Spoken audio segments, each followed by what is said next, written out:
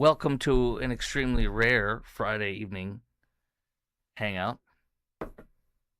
Karmelo Anthony, why he will not go to get an appeal. He will not have a new trial. And the judge, retired Kaufman County judge who's came out of retirement to handle this appeal trial, if you will, appeal hearing, is going to make his decision by Saturday, because if this goes to Monday, it's over. The procedural mechanisms of an appeal do not continue after 75 days. Karmelo will not get an appeal. I will tell you why coming up in a moment. Also, flock cameras, data centers, and the washing stations. So much more coming up. This is Croc Talk with Chris Croc, and it's brought to you by IRSprob.com. That's IRSPROB.com, helping good people with IRS problems, specializing in IRS controversy, IRS audits, and tax planning strategies. I'm going to be a little raw this evening and I didn't do the insane amount of, I did a lot of prep already earlier for my Indianapolis fill-in today. And I'll be on in Indianapolis Monday, Tuesday, and Wednesday, same time frame from 8 to 11 a.m. Central, 9 to noon Eastern on 93 WIBC. You can see it all on my social media feeds if you want to listen live. Coffee. So, Karmelo's not going to get an appeal. There's many reasons. No particular order. Appeals are not granted. First of all, you need to understand the statistics that regardless if it's Karmelo's cases or somebody else's case, the chance of getting an appeal that Karmelo's trying to get right now is 1 in 100. It's 1%. And he will not get it. If you recall in the Murdaugh trial, the first one, there was a clerk of the court or something of that nature inside of the courtroom that was working there, and she did some things that were totally uncalled for and violated the trial, if you will, or the legality of it. And that's why they did give Murdaugh a new trial. There's nothing in this trial that happened that is that jeopardizes the legality of it in any way, shape, or form. The gentleman's agreement is extremely common, particularly in Collin County. It's not a legal issue. Karmelo wasn't rushed. The judge asked him, it was about 30 minutes is what people say, but the judge literally asked Karmelo to his face, a man named Karmelo Anthony, an adult, asked him, 18 or 19 years old, are you sure that's the decision you want to make, or have you reached your decision? Have you had enough time? And he said yes. Even if he didn't, it doesn't matter. The gentleman's agreement was not official. It was agreed with the judge and both counsels. Toby Shook was one of the two counsels for the trial. Toby Shook is a renowned former federal prosecutor in the Northern District of Texas. Toby Shook is one of the highest regarded criminal defense attorneys in North Texas. And that's the decision they chose to make with how that rolled. The judge will decide tomorrow. His ruling will be given tomorrow, which is Saturday. That's pretty unusual. And he will tell you that there's not going to be an appeal. There was nothing done in this case that jeopardized it. Second of all, or third of all, whatever it is, you need to understand something else. And that is this. Judges, when hearing in a case like this for an appeal, are extraordinarily loath to want to grant an appeal, because if they do that, they are literally they do not want to mess with what the jurors and the judge decided. They are extraordinarily loath to want to mess with that. It is precious. It has to be some kind of a thing like the Murdaugh case, like I was saying, something where it's like, whoa, unconstitutional or violated procedures, or may have messed with the case. There's nothing to happen like that. So they are very, very loath to ever want to mess with those juries, a jury and a judge. That is extraordinarily precious to them and to the justice system. So you will not get an appeal, and you will find out tomorrow, Saturday. Maybe it'll be Sunday, but it's going to be tomorrow. He already said he's going to give the ruling tomorrow. Karmelo wanted to lick the blood off of a knife after he murdered somebody. Karmelo told his girlfriend, was stalking her, and she, this is all according to the allegations in the court documents, was stalking his girlfriend. She was afraid. She told the principal or assistant principal. Carmelo said his girlfriend looked in his bag at school and inside of the bag found a knife and a gun. Carmelo had several pictures of himself with guns and AR-15 style type weapons. I saw those pictures on social media, but I never shared them. You know why? Because you don't know if it's AI. It's not in the official court documents, but it came out today. And that made me go, okay, it's real. I suppose I should have pulled the pictures, but it's all good. Carmelo his parents brought him to LSU for a clinic when they were living in Baton Rouge for his rage and anger. I told you the reason they moved here was to get away from their problems, and I told you, this is childlike. A child knows that you can't run away from your problems. Carmelo's defense also shared that before this appeal court here case yesterday and today, the other day he shared through his attorneys and whatnot, and his spokesperson, the race baiting Dominique Alexander, that there was violence, domestic violence of some sort in his home. The parents lied about an all-white jury. It wasn't. There were two or three Muslim. There was one Muslim woman on there.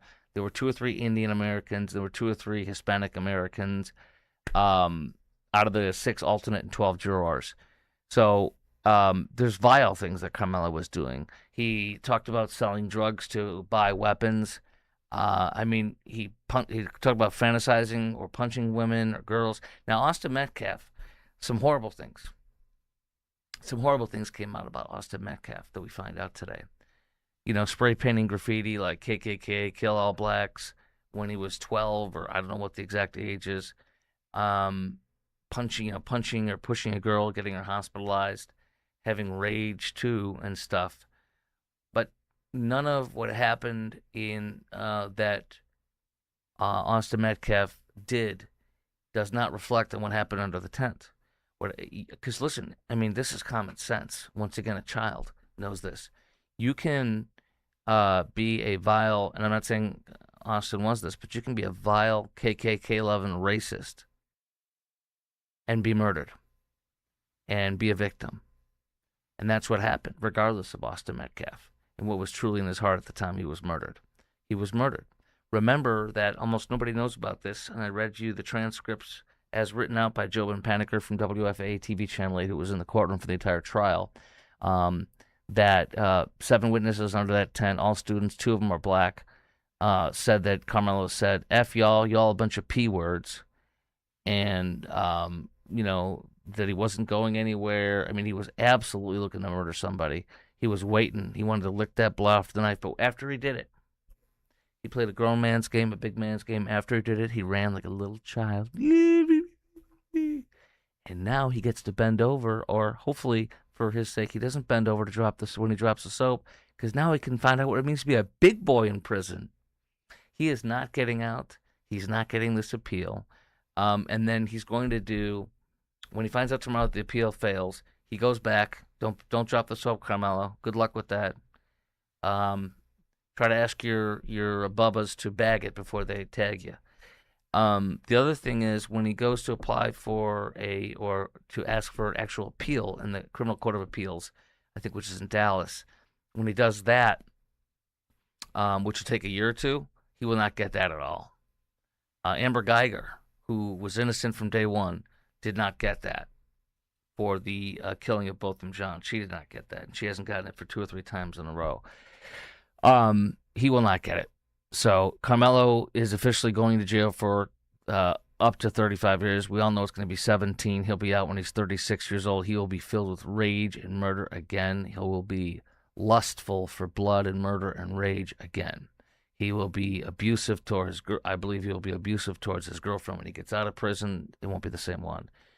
People are going to forget about him, and he'll be an afterthought. And oh yeah, that guy, I remember that. In about 2 or 3 or 4 or 5 years, remember this: Carmelo Anthony will become unknown to most, or memory to most, and will fade as he's in jail, getting violated and trying to defend for his own life, and thinking about how great it was to think about licking the blood off a knife. But he was a P word when it came time to stabbing, and running like a little man child and crying like a little baby. He's a hardened killer, And one person said on my social media page on my Facebook today that it was a bad seed, and that's exactly right. Karmelo is a bad seed. We're doing a little bit more of a speed round, so I'm gonna go boom, boom, boom. I got lots of great videos to play for you. Some crazy wild stuff, some Tellerico stuff, some Mark Cuban stuff, some Governor Greg Abbott with the washing station stuff for the Muslim stuff that is totally unacceptable. But first, this show's brought to you by IRSprob.com. That's IRSPROB.com, helping good people with IRS problems, specializing in IRS controversy, IRS audits, and tax planning strategies. This is where you go for your taxes. Here we are 10 years ago, me, Randy, George, and Ray, and we've been together ever since. And he's an amazing CPA, and he's my CPA. Here he is speaking at UT Austin, his alma mater, the best school for accountancy in the state. And he also won Longhorn 100 this year, which is a huge honor. So if you have somebody who you lost in your family, maybe there's tax problems. If you have a small business or a big business or you have pet tax problems, go to irsprob.com and tell them Chris Crock sent you, or call 214-214-3000, 214-214-3000. Look at the shirt I'm wearing today.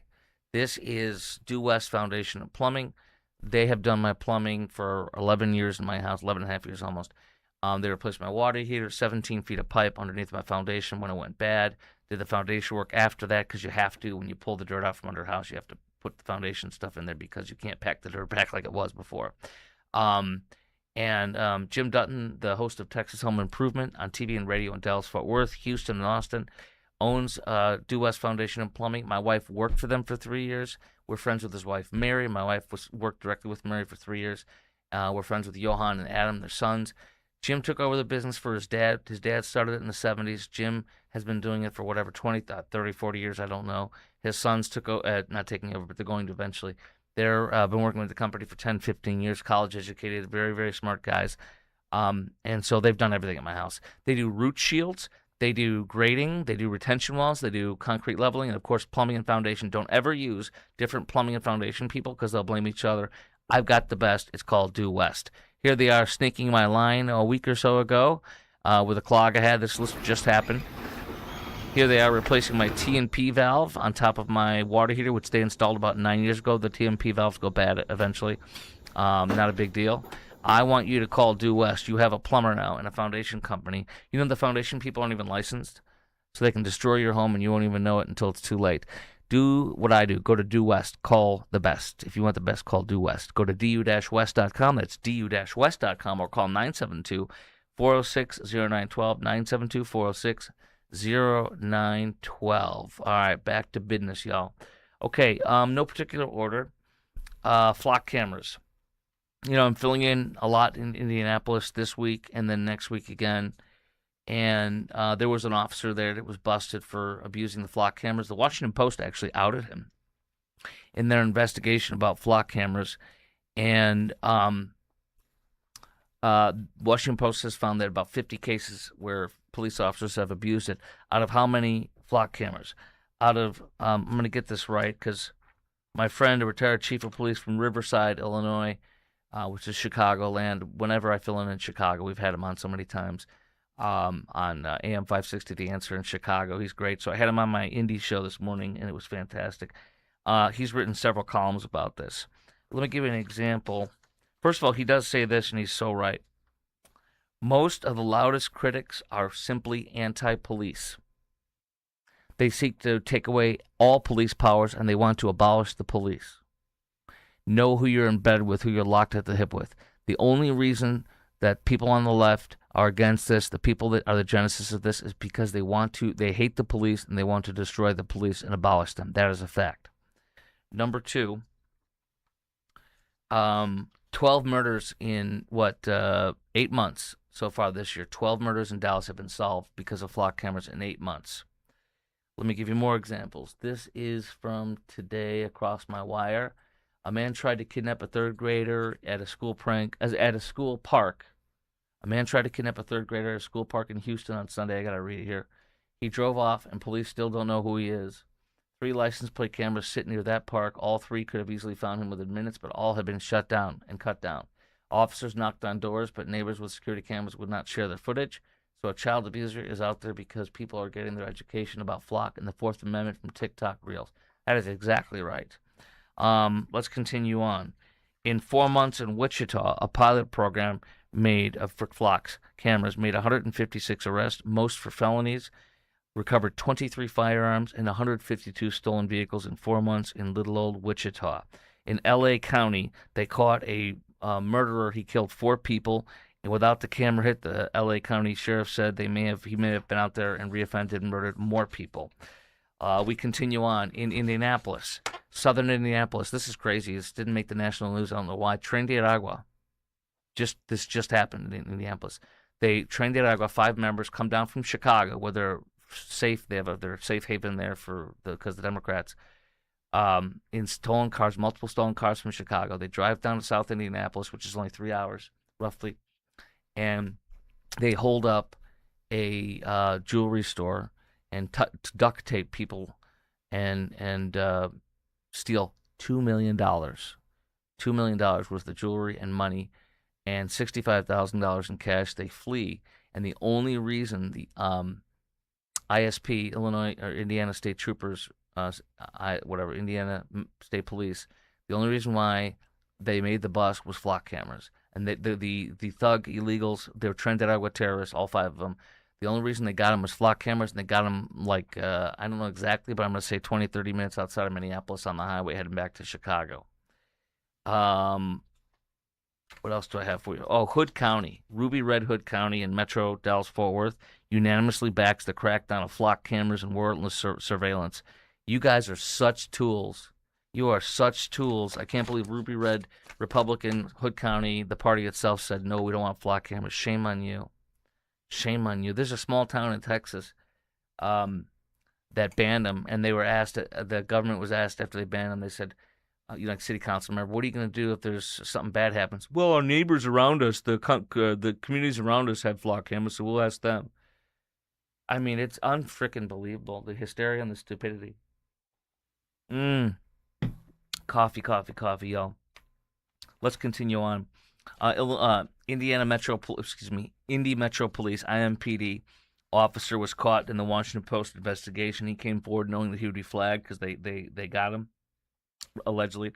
The IMPD chief, Indy Metro Police Chief Tom Guterri, revoked his police powers and equipment, recommends his termination, but it's got to go in front of the Merit Commission after the investigation's done.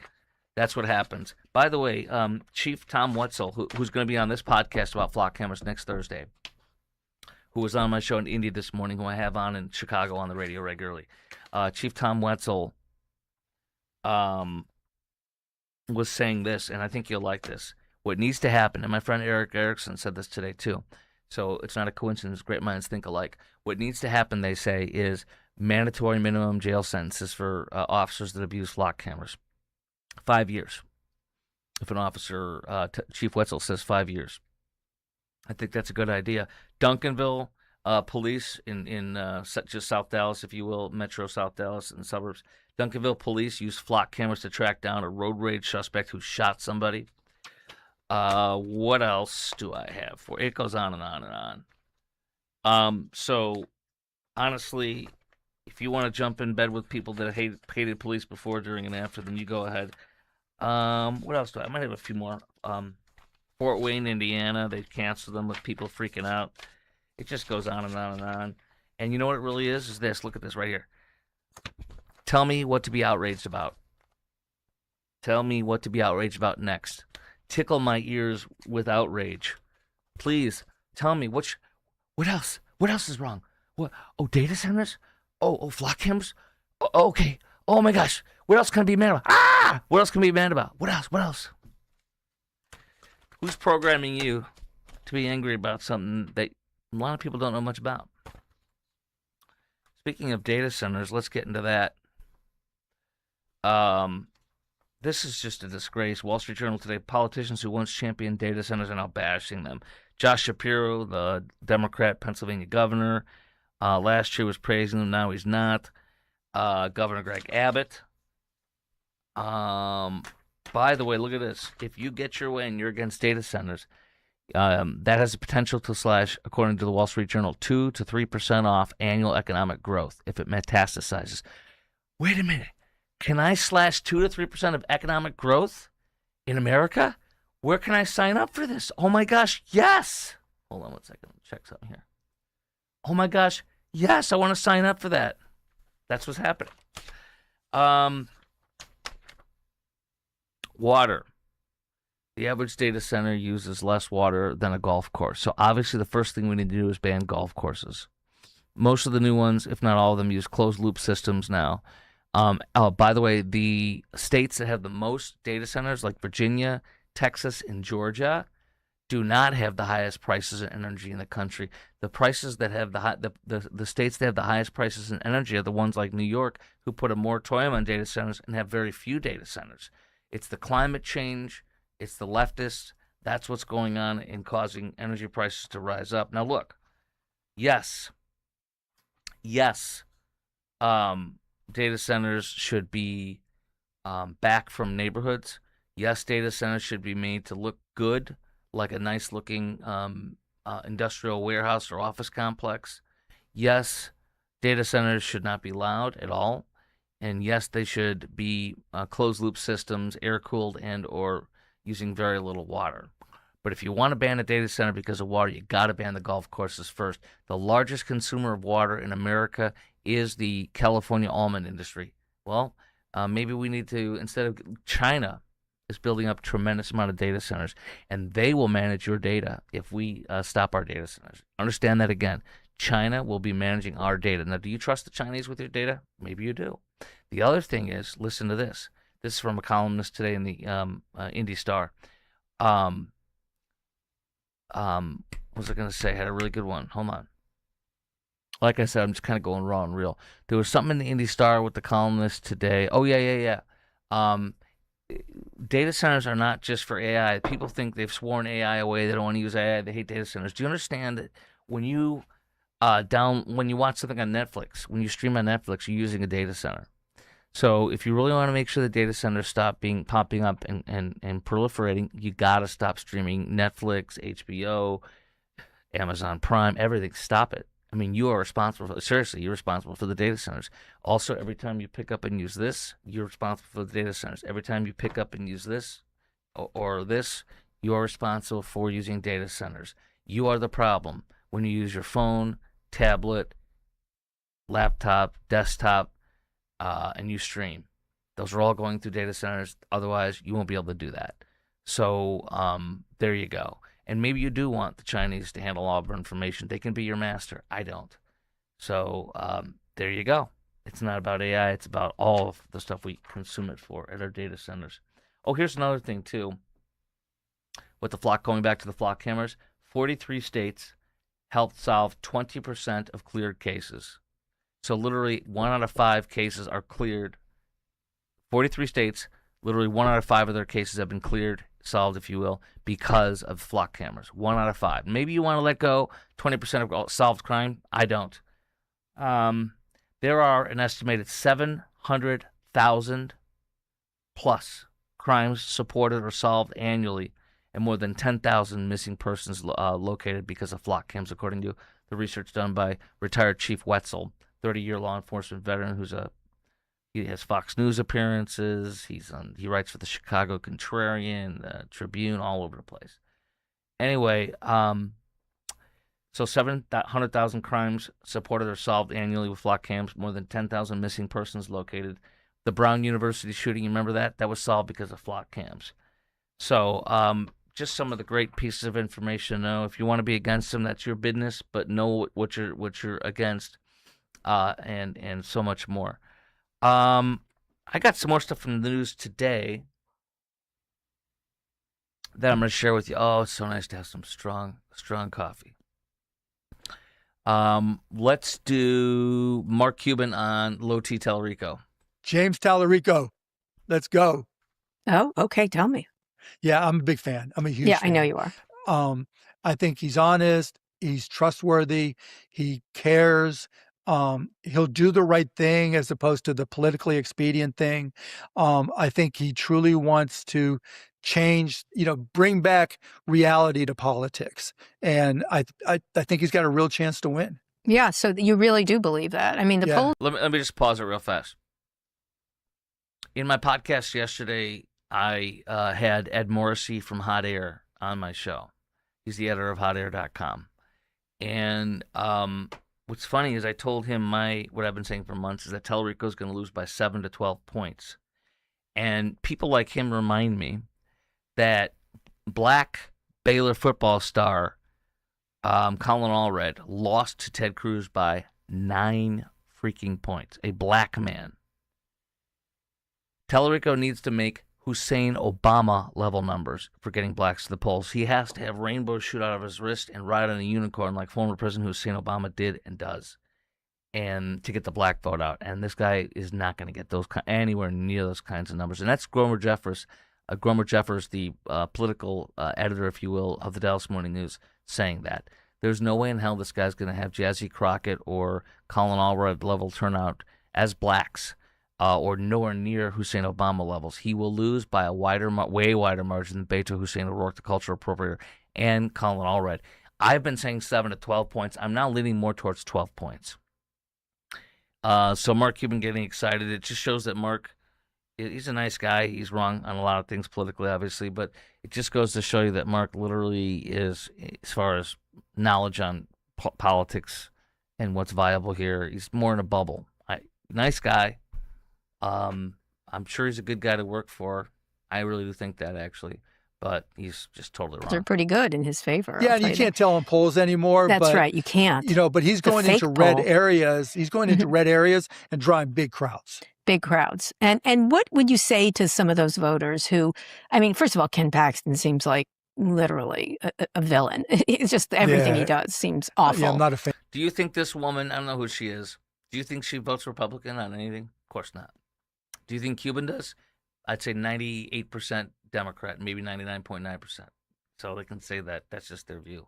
By the way, who was over at the Indianapolis Indy Fever versus the Dallas Wings game at the WNBA, where literally they sold out the Maverick Stadium? Ken Paxton. Tellerico? Oh, no. He's busy supporting genital mutilation. I'm going to play some of the latest videos about him in a moment. Yeah, no, I don't think many people are. But what do you say then to those red voters? Do what's best for the state of Texas. Do what's best for your wallet. Do what's best for you, right? There's nobody in the same thing. My buddy who voted for Trump in 2016, I say the same thing to all these voters.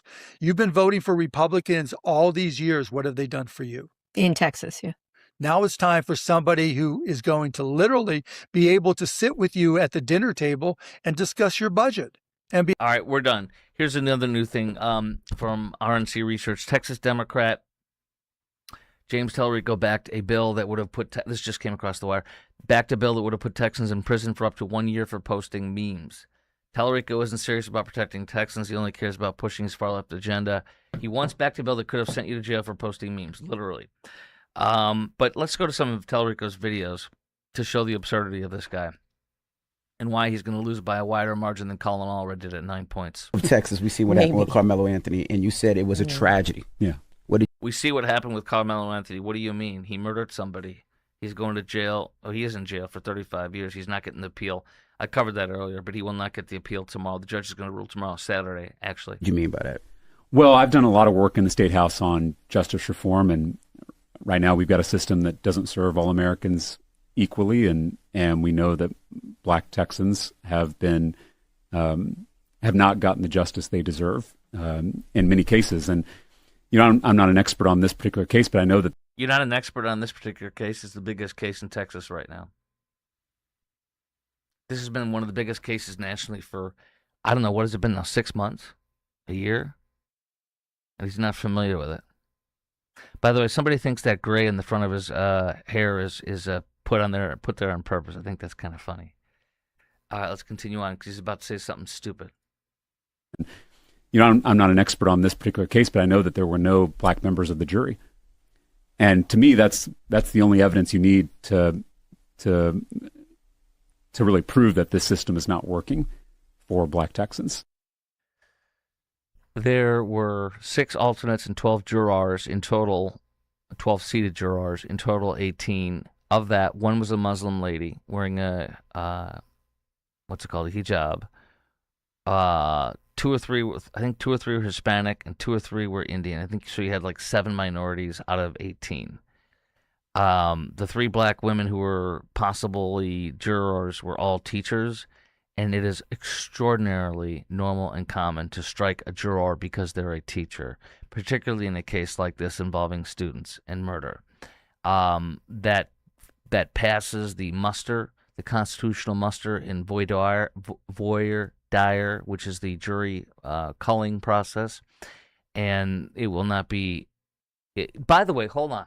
Holy crap. I just realized something. If James Tallarico can say what he wants, because he's on cloud 9 or whatever, he's on a leftist cloud. If not having a black juror in trial was a serious violation of Karmelo's rights, why haven't they brought it up in their attempt to get an appeal this week? Why has no legal expert said, that's a problem? Because it's not a problem. Because it wasn't about striking black people. It was about striking teachers. And, here he is saying that he doesn't know, hasn't followed the case much, but it's an injustice because no black jurors. That doesn't mean a damn thing. So there you go. Put that in your pipe and smoke it, Tallarico, Low T Tallarico. Here's another Low T Tallarico video. God is not a Presbyterian. God is not a Christian. God is not a noun at all. God is a noun. It's a person. God is a he. He's a noun. God is a Christian. That's why for God so loved the world, he gave his one and only Son, that whoever shall believe in him shall not perish but have eternal life. Christ, Christian. And I say this not angrily or, mad because the left wants me to get mad or angry. I'm not, but it's an abomination. And that's fine. I mean, it doesn't change my faith or anything, but he's an abomination. He preaches an abomination. And boy, he's so perfect for the left, for Texas, because, he's a preacher. And we all know this. He's not, well, if you're an authentic Christian, as my friend June Hunt says, she's kind of like my honorary aunt. But she says, uses the term authentic Christian. No authentic Christian thinks that he is an authentic Christian. And, it's really, people that are authentic Christians are very loath and should be very loath to say whether somebody is saved. But, God says you will know them by their fruits, and his fruits are obvious. The fig tree is withered. There's nothing on it. There's no fruit on the fig tree. So, all right. Governor Abbott is asking the Department of Justice to investigate these washing stations. This is an interview on Fox News, and it starts out with one other issue and then goes into the washing stations. You got to see this. This is very good, and I have a lot to say about this. Oh, wait, real fast. I do want to tell you a few quick things. My wife was mad at me. She was mad at me when I, without asking her, and I admit this, opened up a claim for a new roof. She was disappointed. And she was right for me not to work with her on that. I didn't fully realize it. But Blue Ribbon Roofing, John Hopkins, the owner, came over and came on my roof. He's a sponsor of this show. And he came over and was up there and he showed me all the different things wrong with my roof that I didn't notice it. And I was like, well, guess what? My insurance company is USAA, and they are the absolute best company you can get if you can get into USA. You have to be military or child of military. And they said, he's right. You do need a new roof. John also did something that my previous roofer from 7 years ago didn't do. He was either too incompetent or didn't care. That code in most places says if your roof is too thin, the decking, it has to be replaced when they do the roof. John knew that, and guess what? I have new decking, so my roof isn't mushy when you get on top of it anymore. It's amazing. But here's the other thing too. They blew up my house in a way that we've been wanting to have done to this house for years, and we were able to do through this claim. I have a brand new wooden door. The smell of the stain is still there. It's gorgeous. There's my brand new wooden door they installed, stained and everything. Built from scratch, brand new wooden shingles, stained. Also, look at this. Gold. That's a black. The black accents are new on the house. Gold. Not gold, but bronze. I don't know. Copper. Copper gutters.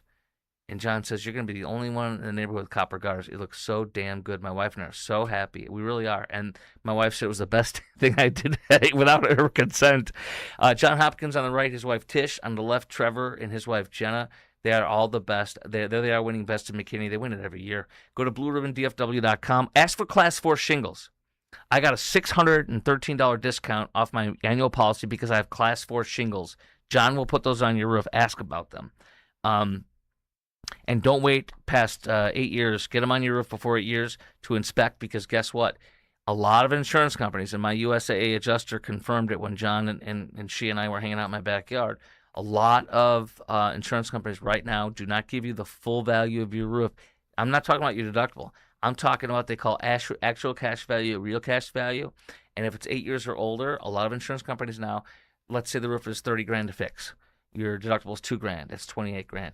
They won't give you the 28. They'll give you what it's actually worth right now, which might be 20 or 25, and you have to pay not only your deductible, maybe 3, 4, 5, $6,000 more.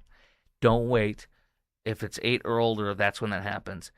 Get them on your roof just to look. I literally thought there was nothing wrong. My wife was mad, but look at it. I mean, this is the best effing thing, excuse my language, that have ever happened to me in years for our house, is Blue Ribbon Roofing. All right. By the way, with the new roof discount and the new shingles, Class 4 shingles, I'm saving $2,200 off of my annual premium. Went from $5,500 to $3,300. It's unbelievable. USA is literally giving me, instead of my $500 bill for car, auto, home, life, umbrella, they're literally giving me instead of 500 and something, it's $0 for like 3 or 4 months to refund the money. It's unbelievable. Thank you, God. Okay, sex trafficking is real. I doubt that most of you have ever gone, or are going to adult bookstores.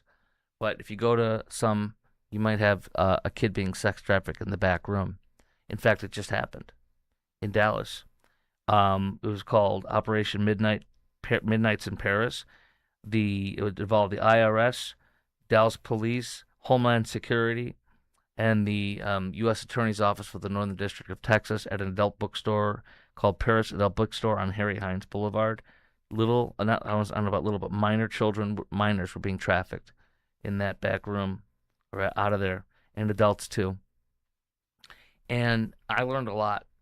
For 1 year, I took on a job here for 1 year where I was on the side part-time working with a Christian ministry that provides licensed professional Christian counseling to women coming out of sex trafficking. Many of these women are trafficked by their own parents, their own mom. While she does drugs, her daughter's being violated as a child. They, after that, they end up finding a boyfriend that does the same thing to them when they're older. And they come in mad at the world. They come in blaming themselves, not thinking they're a victim. Thrive Counseling Services puts their lives back together with God. These women are staying in safe houses. Safe houses. Because their sex traffickers are violent, use extortion, guns. They have almost no advocates at all in their lives. That's why they're sex trafficked. A lot of people don't have a family, people that love them. And while they're staying at these amazing Christian safe houses called the Poema Foundation, Alive at Last, Exodus Ministries, and Refuge City, Thrive Counseling Services becomes one of their only advocates in their lives, rebuilding their lives with godly Christian professional counseling. This is a quick thing I want to show you. This is Stacy Silvas, my former boss. I donate to them on auto debit or whatever takes off my credit card every month because they're the best organization. Here's what she says. It is such an immense joy to see when those families begin to come back together. It feels to me like we are taking back ground that the enemy stole from people and putting back in their lives what God intended to be there. I just got goosebumps. Taking back ground the enemy stole from them. The enemy is like a roaring lion seeking to devour you, stalking, devour you. Taking back ground the enemy stole from these beautiful young women. Let them know that you love them. Help them put their lives back together, know that God loves them, and then to become members of churches and to be healed. And the only way you can do that, is by donating to Thrive Counseling Services. And it's all part of North Texas Giving Day. Do what I've been doing for over a year or two and donate. Here's their a website that you can do to donate right there. This is a little shortened version of it. It's right there at the bottom. Do that, tinyurl.com/thriveNTGD as in North Texas Giving Day. I'm going to show you a barcode too, or what we call a QR code you can scan in just a second. But they're just an amazing group, and they're based in Dallas, and they help people from throughout Dallas-Fort Worth that have been sex trafficked. And I'm also going to show you that QR code to donate. Do it right now, though. Don't wait. It's all part of North Texas Giving Day. Let me get that out of there and show you the QR code. Okay, there you go. Scan that and donate right now. Do not wait, okay? It's happening everywhere. Let these women know how much you love them, how much you care for them. All right, now, what a privilege I get to do to share this with you. Okay, let's play some more video. This is Governor Abbott talking about demanding the DOJ. He's doing two things. He's going after the cities that host the airport. Here's the thing. Governor Abbott explains this in this. There's city. I didn't know this. It makes sense. When you go to DFW International Airport, when you go to Love Field, when you go to Chicago O'Hare, when you go to Indianapolis Metropolitan Airport, or International Airport, and Indianapolis International Airport has a washing station too for the Muslims, according to reports. Governor Abbott says there's two parts of the airport. One is the city, which is before you go through security checkpoint there with TSA. Before that, it's the city, which makes sense why Chicago police and Chicago O'Hare police are there. But also when you go through when I go to O'Hare, when you go through the security checkpoint, then the rest, that part is federal property. So here's explaining how he's doing a twofold pronged attack on this. Now, the first thing he talks about is separate from that, but it's also a cool issue. This is Fox News, I believe, this morning. Second, let's go back. To be clear, I personally argued the Ten Commandments case of a monument on the Texas Capitol grounds to the United States Supreme Court and won by making clear that the Ten Commandments were part of the legal system and traditions of the state of Texas from our beginning to who we are today. And we are just teaching components of what made Texas history what it is by the Ten Commandments, such as thou shalt not kill and other principles like that, whereas these other religious faiths, they don't have the same application over the course of the history of the state of Texas, and hence do not need to be recognized either in our schools or on the Texas Capitol ground like other religions. Are you advocating that existing foot washing station? So, by the way, the Ten Commandments that's a great point. It's our history. It's what our founding documents, our founding fathers, and everything. It's part of our history and the Texas history. Ten Commandments. Brilliant, simple, and secular approach. Brilliant. Religion. Are you advocating that existing foot washing station get pulled out? Let me pause and go back to the very beginning of this, somewhere around here. Not kill and other principles like that, whereas these other religious faiths, they don't have the same application over the course of the history of the state of Texas, and hence do not need to be recognized either in our schools or on the Texas Capitol ground like other religions. Are you advocating that existing foot washing station get pulled out? So both for any proposed or any existing facilities like that are simply unconstitutional and illegal.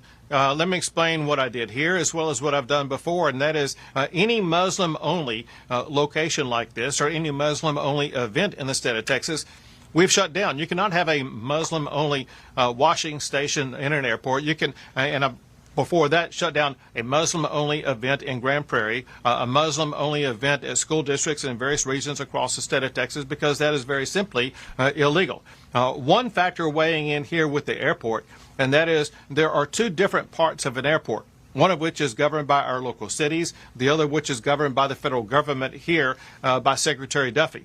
If it is before you get to the TSA check-in, that's governed by the city, and the state of Texas is going to crack down and eliminate funding for that city if they don't comply with the standard that I've articulated. Once a passenger gets inside the TSA checkpoint, that is then governed by the federal government and is subject to Secretary Duffy to make sure that they too crack down on and eliminate these washing centers because they are in violation of the United States Constitution. Okay. You've argued also that government neutrality toward religion shouldn't mean eliminating religious expression. That was an argument that you made during the Ten Commandments in Classrooms debate. Is there an argument here that applies to that? And I ask because there's a conservative activist, Ryan Fournier, who wrote in the New York Post, or was quoted rather, "This isn't about pushing an ideology, it's basic airport management. People washing their feet in standard bathroom sinks creates soaked, slippery floors and breaks the counters. Low-level voodoo basins keep the restrooms dry and..." I don't know what the hell Ryan Fournier is talking about. I have been living in Dallas-Fort Worth since my job brought me here, a radio talk show's job brought me here 16 years ago. Actually, 16 years and maybe 3 or 4 or 5 months. I don't know. And I have never, and I travel in and out of DFW airport 2-3 times a year at least. I don't know. Sometimes out of Love Field. But I've never seen a man standing in a washroom like a stork, with one foot on the ground, standing up, and one leg, like a stork, folded up and put in the washing thing. I've never seen the floors all nasty. I've never seen this in my life. And by the way, I fly in and out of O'Hare International Airport as well 2-3 times a year to visit my family where I'm originally from, and my wife too. And we've never seen it at O'Hare, and they have those 2 stations at O'Hare. And we need to shut them down. It is not okay for a certain religion to get facilities built just for them. These facilities are attached to prayer rooms, chapels, which are supposed to be non-denominational. It is unacceptable for a facility to be made for one religion. Absolutely not. No. Governor Abbott, go get him. In just a second, for those in Dallas-Fort Worth, there's a petition they're trying to recall petition. 3 city council members and the mayor of McKinney, and a city of about 220,000 people or more. And people think it's only about the mosque that just got approved over there to be built or to be expanded upon. That is not the case. I'll tell you about that in just one second. Now I want to ask you this. Excuse me. I want to ask you this. Are you single? Or do you have somebody you love deeply? Like we have, my wife and I have these 2 twin ladies, and one is widowed and one is just single. They love God, they're Christians, etc. And I have another friend of mine who's about our age, and her husband passed away last year. Or was it earlier this year, actually? It's been a while. And, do you have that support network? Are you lonely? Are you getting fed? As a Christian, are you having fellowship, and do you have a sense of community and purpose? Because if you don't, I have a Bible study, a weekly Bible study, that is such an amazing Bible study for singles that are 30s plus, that the members of the class are paying me to do commercials to tell you about this class. It's at Prestonwood Church. Prestonwood's not paying me. They approve this, but they're not paying me. It's the class members that are paying me. That's how incredible this class is. They do fun things like this. Look, they go roller skating as a class. They go to free play, which is like video games and dinner. And they have great preaching. Here's one picture of the singles class. Look at that guy in the lower right there. He looks like Brad Pitt. Look at that guy. Or Ryan, what's his name? Who's that guy on TV? Ryan something or other. Ryan Seacrest. Some strapping lads in there. Here they are hugging you as you come into the to welcome you. They're not hugging in this one, but they do. They will hug you. They like to hug if you want, but they won't do that if you don't want to. Let me tell you about this, and also let me put up information about how you can find them. This is a Facebook post, or excuse me, the Facebook page that you can go to. And let me pop myself back up on the camera here. So that's their Facebook. Just go to Facebook and type in Resonate Singles. You'll find them. You will see the header on the Facebook page that looks like this, okay?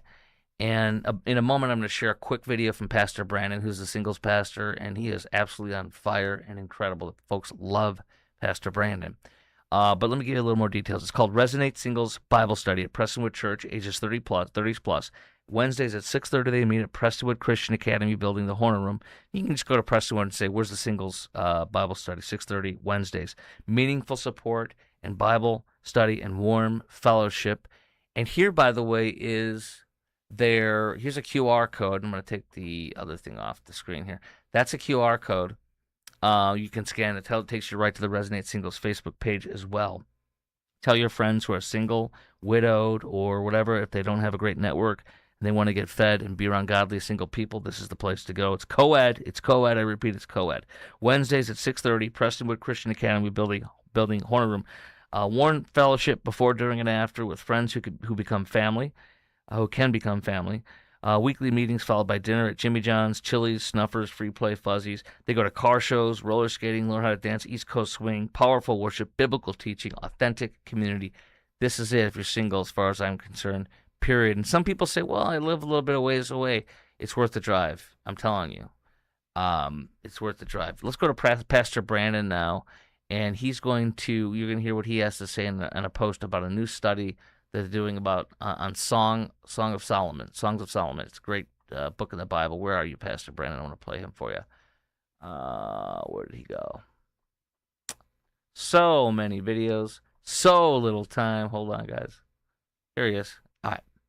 Check this out. Everybody has desires and almost no one knows what to do with them. We all want to be loved and to be known, and no one wants to feel alone.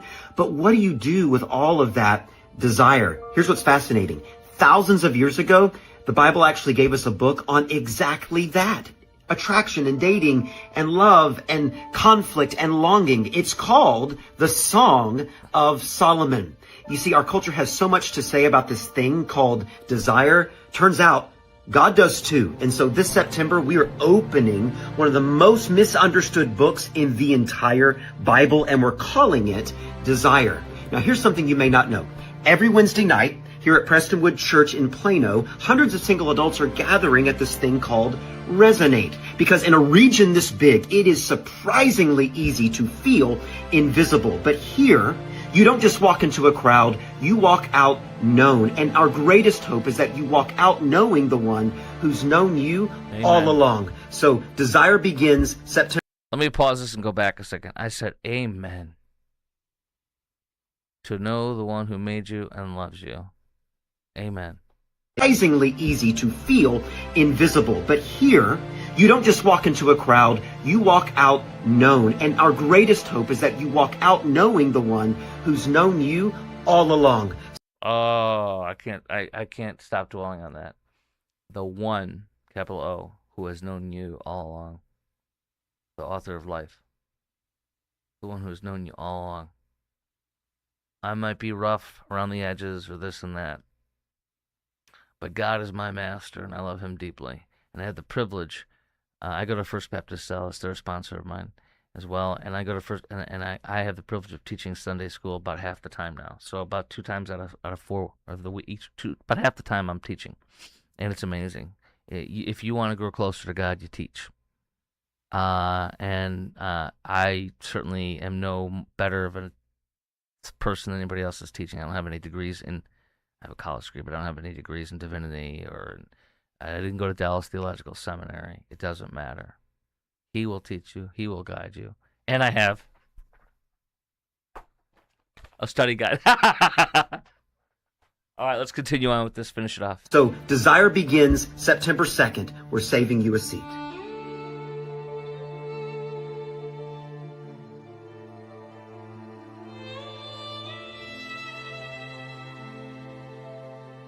Well done, Pastor Brandon. Well done. Realtor video. This from Dallas Express today. Realtor video undercuts claim McKinney recall is only about mosque. Because you have Wendy Panel, a broker of record at On Track Realty, published a 14-minute video August 12th, drew more than 48,000 views within 7 days, or, well, whatever, 9 days. Nothing in her video describes or mentions the recall organizer, the mosque vote of the McKinney Islamic Association. But here's what the Dallas Express says. The broker warns buyers about an airport expansion. The issue through a real estate and home value analysis. Potential citywide benefits of business growth while warning buyers to consider how development would affect actual individual properties. Quote, McKinney wants the city to win, and there's nothing wrong with that, but a city can win while your house loses. Very interesting. Dallas Express says that this realtor expert said unnamed sellers told her they want to leave McKinney because of aircraft noise and the scheduled arrival of commercial passenger flights. Wendy, we hate it here now. We had no idea we'd hear planes this often or they'd be this loud. We never even thought to check before we bought. Wow, guys. Wow. An extraordinarily desirable place to live, McKinney. Wow. Wow. Well, there you have it. This show has been brought. Thank you. I want you to have a great weekend. I'll see you Monday. I'll be filling in Indianapolis on WIBC, 93 WIBC, Monday, Tuesday, Wednesday from 9 to 11 Eastern, 9 to noon Eastern, 8 to 11 Central. Of course, podcast back on Monday. You have a wonderful weekend. And this show's been brought to you by IRSprob.com, IRSPRB.com, helping good people with IRS problems, specializing in IRS controversy, IRS audits, and tax planning strategy.